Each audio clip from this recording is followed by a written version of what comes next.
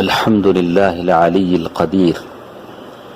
والصلاة والسلام على رسول الله صلی اللہ علیہ وسلم۔ محترم حضرات و خواتین، دلوں کے اعمال کی ہماری اس گفتگو میں اخلاص کے تعلق سے کچھ باتیں ہم سن رہے ہیں کہ اخلاص کو اپنانا، آدمی کا اخلاص کی دولت کو حاصل کرنا بہت مشکل کام ہے، بہت مشکل کام ہے۔ لیکن آدمی اگر محنت کرتا ہے تو اللہ تبارک و تعالی اس کے لیے آسانی فرما دیتے ہیں۔ تو ہم نے جانا کہ اخلاص سے ہماری مراد کیا ہے، تو اس سلسلے میں کہا کہ آدمی کا عمل بالکل پاک ہو، شرک کی آلائشوں سے، شرک کی گندگیوں سے، آدمی صرف اور صرف اللہ کے لیے عمل کرے۔ شرک چاہے وہ بڑا شرک ہو، جیسے اللہ تبارک و تعالیٰ نے سورۃ النساء آیت نمبر 40 پر 7 میں کہا، ان اللہ لا یغفر ان یشرک بہ ویغفر ما دون ذلک لمن یشاء۔ اللہ تبارک و تعالیٰ شرک کو کبھی معاف نہیں کرتے، اس کے علاوہ جو چاہے اللہ تبارک و تعالیٰ معاف فرما دیتے ہیں۔ یا چھوٹا شرک ہو کہ آدمی عمل کرے اور اپنے عمل سے اس کا ارادہ لوگوں کو دکھانے کا ہو، دکھاوے کے لیے عمل کرے، جیسے اللہ تبارک و تعالیٰ نے سورۃ الکہف آیت نمبر 110 میں کہا، آدمی کا عمل اگر ان دونوں چیزوں سے پاک ہو جاتا ہے، بڑے شرک سے اور چھوٹے شرک سے، تو وہ عمل اخلاص والا عمل کہلاتا ہے، اس کو کہتے ہیں اخلاص۔ لیکن جیسے کل کے درس میں ہم نے سنا کہ اخلاص کو اپنانا بڑا مشکل ہے، اس کے لیے ہم نے ابن سیرین رحمہ اللہ کی اس آخری بات کا حوالہ ہم نے دیا، جس میں انہوں نے کہا کہ ابن سیرین کہتے ہیں، جب بھی تم اللہ کے بارگاہ میں کھڑے ہو، اللہ کے سامنے کھڑے ہو، تو تم دعا کرو، فادعوا اللہ ان یصلح لک قلبک ونیتک، تمہارا دل اور نیت پاک ہو جائے، اور اس سے بڑھ کر کوئی چیز نہیں ہے، اللہ تبارک و تعالیٰ سے یہ ضرور مانگو۔ لیکن مجھے اور آپ کو جاننا یہ ہے کہ آخر اتنا مشکل ہے کیوں؟ اخلاص کو اپنانا، آدمی کا مخلص ہونا، اخلاص کی دولت کو حاصل کرنا اتنا مشکل کیوں ہے، اور اس کے اندر کیا راز ہے کہ اخلاص کو اپنانے میں اتنا مشکل ہوتا ہے، اور یہ جد و جہد کوشش کہ آدمی مخلص ہو، آدمی کی زندگی کے آخری سانس تک باقی رہتی ہے۔ سانس ٹوٹنے سے پہلے بھی اگر کہیں ریاکاری کا جذبہ آ جائے، کسی اور کو راضی کرنے کا جذبہ آ جائے، تو پھر سارے اعمال آدمی کے برباد ہو جاتے ہیں۔ تو اللہ کی توفیق سے ہم جانیں گے کہ اخلاص کس وجہ سے مشکل ہے کہ اس کا اپنانا، اور اس کا علاج کیا ہے۔ ہر چیز کا بھی علاج ہوتا ہے۔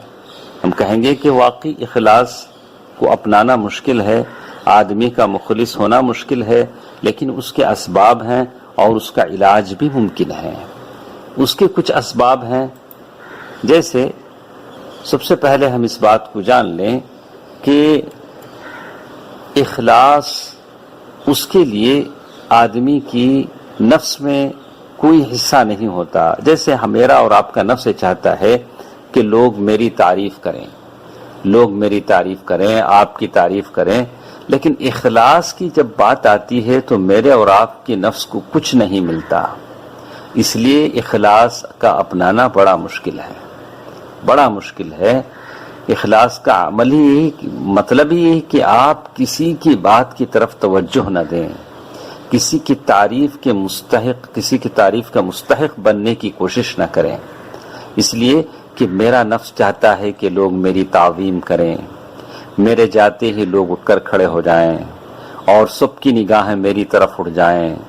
سب مجھے واہ واہ بولیں، سب میری تعریف کریں، میری ہی تعریف نہیں، میرے دادا پردادا، میرے پوتے پر پوتے، سارے کنبے قبیلے کی تعریف کریں، مدح سرا ہوں،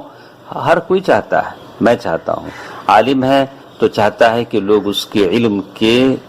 کی پل باندھ دیں، تعریف کے پل باندھ دیں کہ آپ علامہ ہیں، آپ یہ ہیں وہ ہیں۔ اگر دولت مند ہے تو لوگ کہیں کہ آپ حاتم طائی ہیں، یا اس سے بھی بڑھ کر ہیں، جیسے ہر کوئی چاہتا ہے دولت مند، عالم، کوئی اور عابد، زاہد، تو نفس چاہتا ہے کہ اسے چیزیں ملیں۔ اخلاص میں نفس کو کچھ نہیں ملتا، اور اسی لیے اخلاص کا اپنانا تھوڑا مشکل ہوتا ہے، نفس کی خواہشیں اس میں پوری نہیں ہوتی۔ ایک اور چیز جس کے بارے میں کہتے ہیں کہ دل میں جو خیالات پیدا ہوتے ہیں، میرے اور آپ کے دل میں جو بار بار جو خیالات پیدا ہوتے ہیں وہ رکتے نہیں ہیں، بار بار دل میں نفسانی خواہشات پیدا ہوتے رہتے ہیں کہ کوئی میری تعریف کرے، کوئی میری واہ واہ بولے، کوئی میرے عمل کو دیکھے، کوئی مجھے سراہے، کوئی میری مدح سرائی کرے، ایسے بہت ساری چیزیں پیدا ہوتی ہیں۔ اسی لیے دل کو عربی میں قلب کہا گیا ہے، لکثرت تقلبہ، اس لیے کہ دل زیادہ الٹ پلٹ ہوتا ہے اور دل چاہتا ہے کہ لوگ اس کی تعریف کریں۔ تو اخلاص اس کا مطلب ہے کہ آدمی دل کے، اس کے نفس کی ان تمام چیزوں کو کنٹرول میں رکھے اور اس کو اپنی خواہش پر چلنے نہ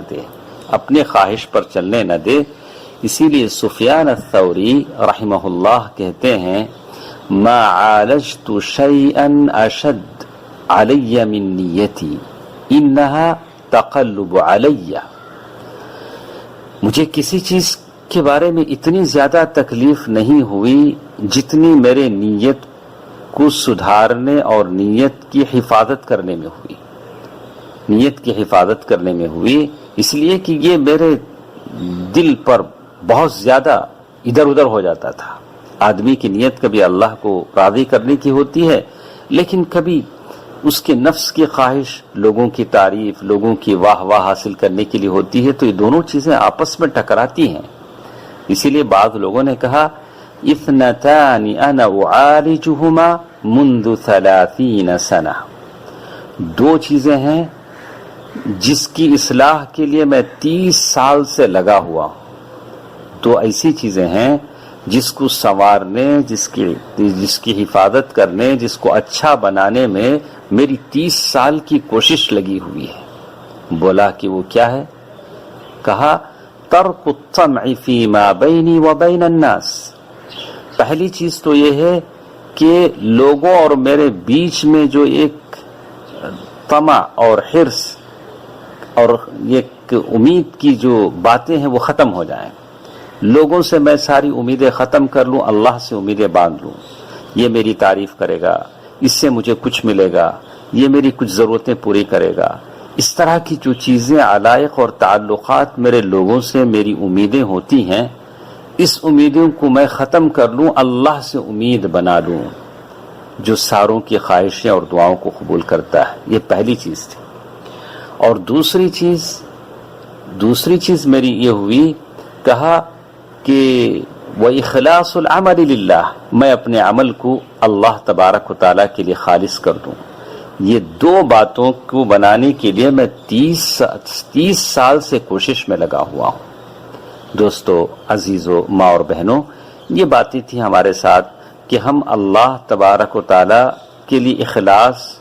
کیسے اپنائیں، اور اخلاص کے راستے میں کیا کیا رکاوٹیں ہیں، کیوں رکاوٹیں آتی ہیں، اس کا سبب کیا ہے۔ تو دو باتیں ہم نے جانا کہ اخلاص اس لیے مشکل ہے کہ اس میں میرے اور آپ کے نفس کو کچھ ملتا نہیں ہے، لوگوں کی تعریفیں، واہ واہ، اس لیے زیادہ مشکل ہو جاتا ہے۔